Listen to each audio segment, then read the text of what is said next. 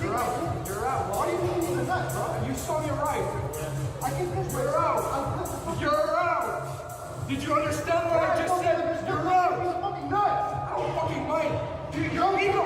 You're ego lifting. Get out. Get out. Wait, take my shit. What the fuck is that? Take your shit and get out. Get out of my fucking way. Get out. Get out.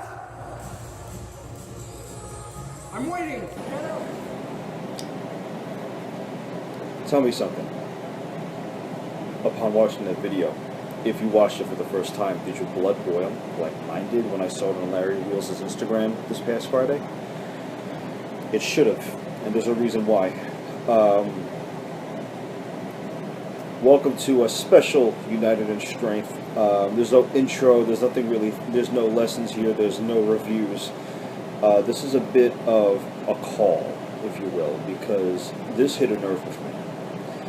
I have been very angry about this for the last 4 days, and it's not going to let up anytime soon, because something needs to be done.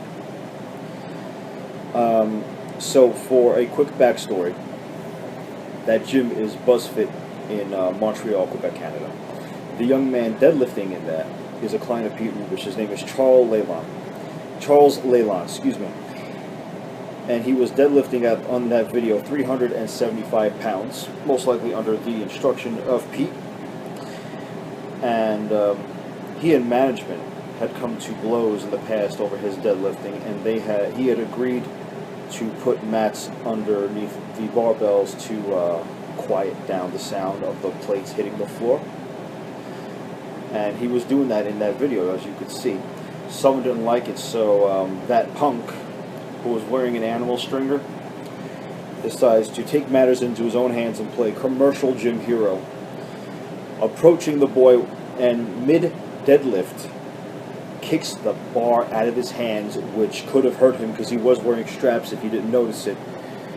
And to date, the boy did mention that he was experiencing a little bit of back pain from it, and decided to scream at the boy, telling him he was ego lifting, and demanded that he leave. And he also decided to take Charles and shove him nice and hard when Charles stood up to him. The best thing he did was stand up to him. Don't take anybody's crap like that. Also, not that I like to talk like this, but if it were anybody else, myself included, it probably would have ended in a fist fight, because who the hell does that guy think he is? Since that incident, the young bully in that video, the one who harassed and assaulted Charles, has been banned for life from that gym, and Charles has pressed charges. Charles was also offered by BuzzFit a free lifetime membership. Same thing goes for his family. It was believed for a while that the young man, the punk who assaulted Charles, was in fact a member of the gym. No, he wasn't. He was just some gym goer who, like I said, decided to take matters into his own hands. And honestly, there was no reason for him to do that. He should have minded his own business. Because, number one, I doubt any gym employee would put their hands on a paying customer and just happily risk losing their jobs. You see? Just last year, I published an article, then I'll leave it below in the description box called "The Top Big Things I Wish I Knew Upon Entering the Fitness World," and the top thing I've mentioned was never fear your fellow man in the gym. I was intimidated when I was 19 years old, thinking that I was going to just get like the stares of death from everybody because I did nothing right in the gym. I was totally wrong. Everybody was there to help me, everybody had my back, and I've had some lasting friendships, 2 of them eclipsing a decade. There's maybe one, I don't remember ever not making friends in the gym. And the people I met in the gym have been there for me more so than anybody else that's helped when it came to any of my endeavors, whether it be music or anything else. The fitness world has done more for me than that. And that should be spread like wildfire.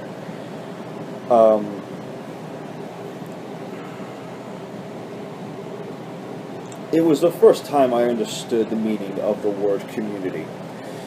Pushing each other to go past our limits, to break those limits, to help each other when we fall down, and to push each other to go beyond our wildest imaginations, to push beyond that mental limit.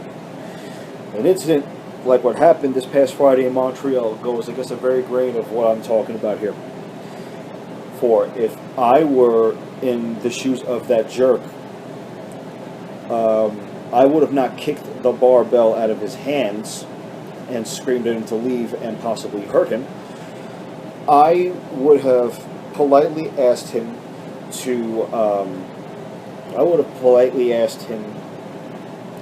if I could show him a way to control his descent on the way down in a way that's not necessarily just quieter but also safer for his wrists, because I know exactly what he was doing wrong, because it's an issue I had for a long time and never paid attention to.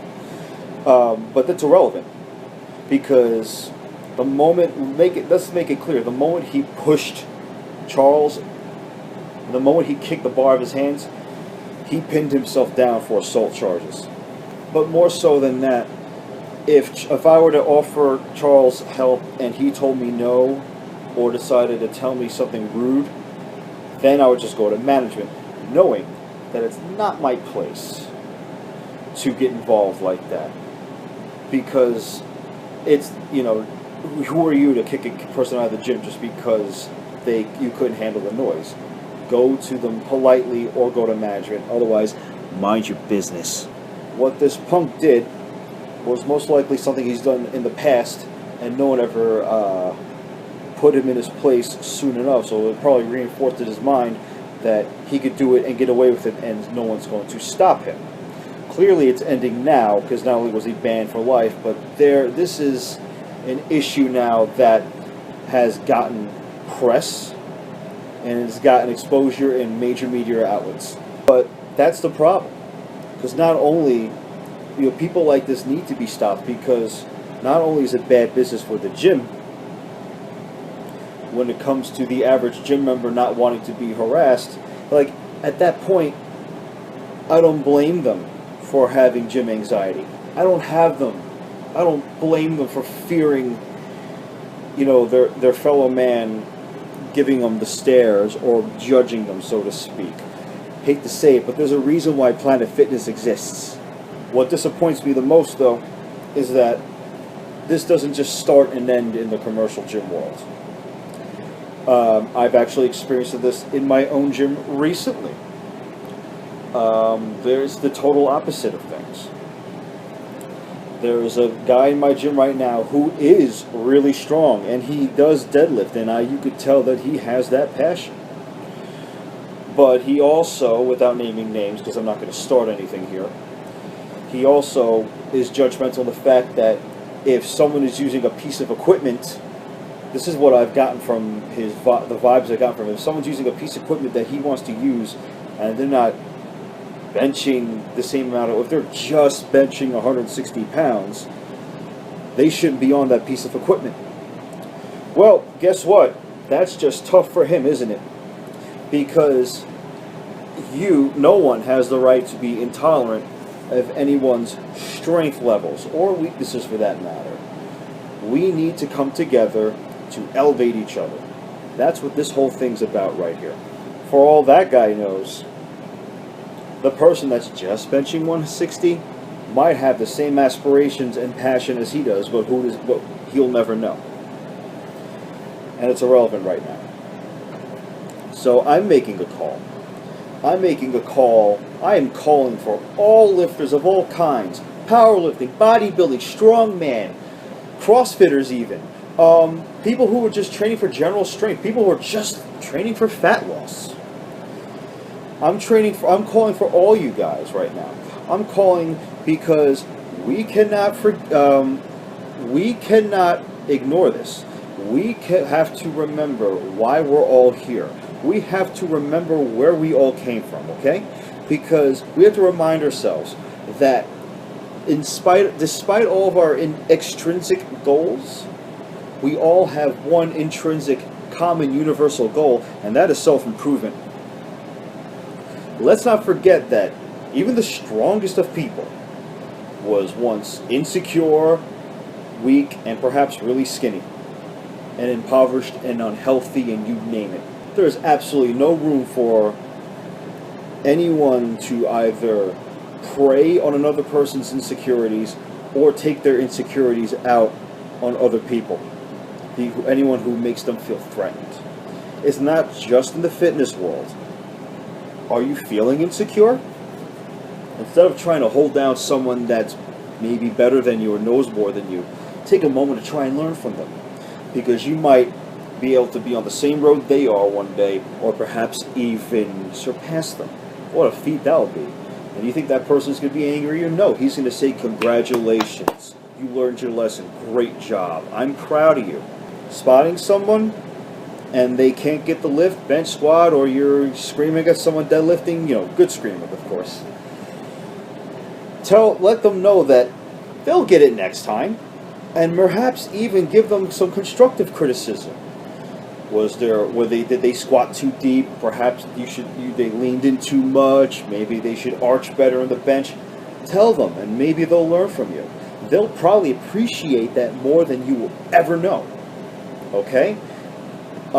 If you see someone struggling on a bench or a squat, and someone is not spotting them, or they don't have a spot, and you think that they're going to get hurt, get your ass over there and help them.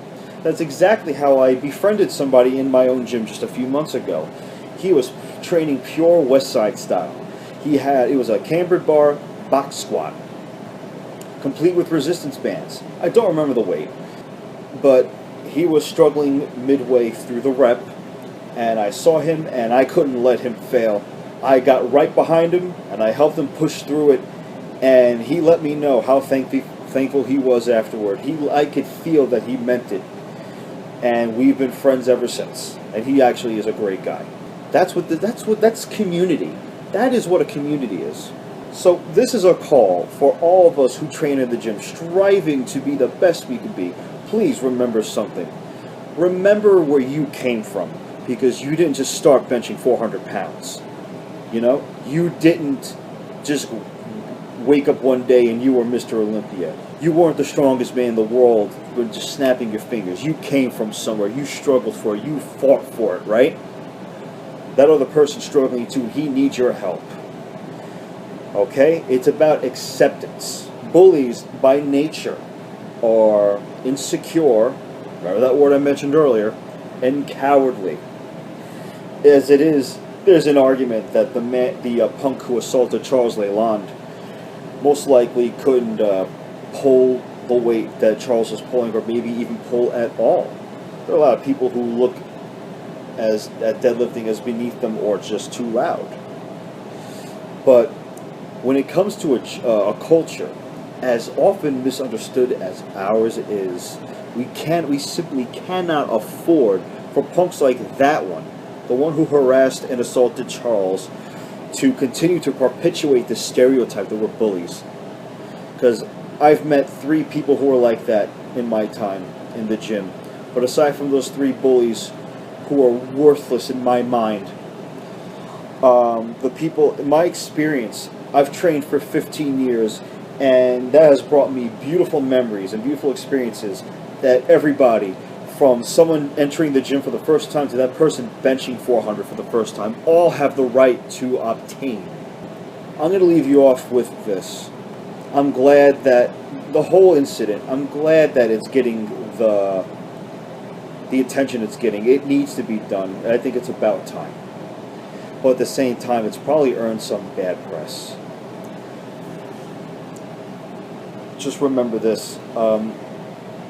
For some of us, myself included, and maybe even you watching on YouTube right now, the gym we consider to be our true home, more so than even the house we live in or the apartment. Let's not destroy it, please, with bad press. We can't afford that. No need to be a bully, because I, for one, have zero tolerance for it.